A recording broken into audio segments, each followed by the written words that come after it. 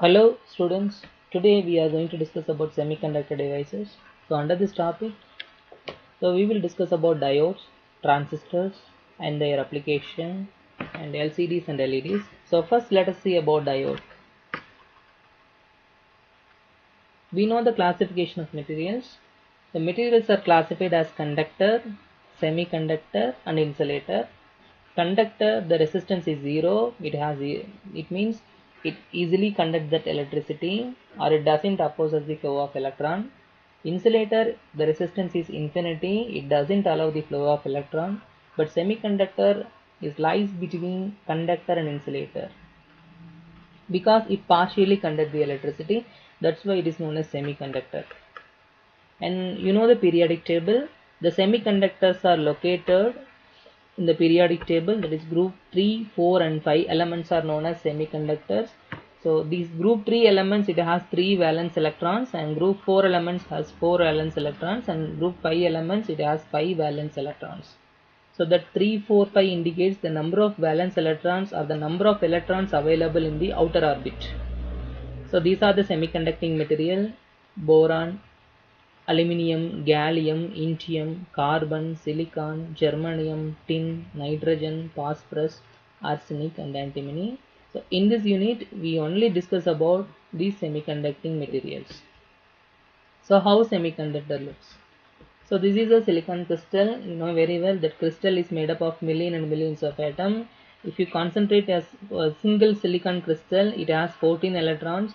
It has 2 electrons in the first orbit and 8 electrons in the next orbit. The last orbit has 4 electrons. This is an electron configuration 2, 8, 4. And germanium crystal, the electron configuration is 2, 18, 2, 8, 18 and 4. The last orbit is filled with 4 electrons. The total number of electrons is equal to 32. And carbon, it has only 2 orbits.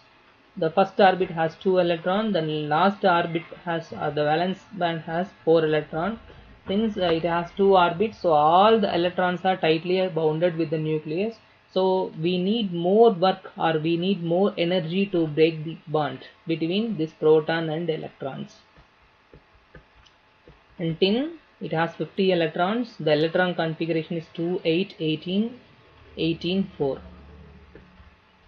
And you know very well semiconductor used in electronic devices. Generally silicon and germanium are commonly used for making electronic devices, because that carbon is also a semiconductor, but carbons are rarely used to make a semiconducting devices, because you know very well the carbon has 2 orbitals. Those orbital electrons are tightly bounded with the nucleus, so we need more energy to break the bond to make carbon as a conductor. And tin is also rarely not used for making semiconducting devices, because at room temperature it is a conductor, but when the temperature goes below 55.8 degree Fahrenheit, it doesn't conduct the electricity. So tin is not used for making some electronic devices. So which is best, silicon or germanium? So generally at room temperature silicon crystal has fewer free electrons than germanium. This implies that silicon will have much smaller collector current, cutoff current. It means that the silicon which is not affected by the temperature different compared to germanium. So germanium is more sensitive to temperature, and the PIV rating of a silicon diode is very much high when compared to germanium. And the silicon is less expensive. Because of all those things are positive things, the silicon is the best element for semiconducting devices and application. So we will discuss about that atomic structure in the next class. Thank you.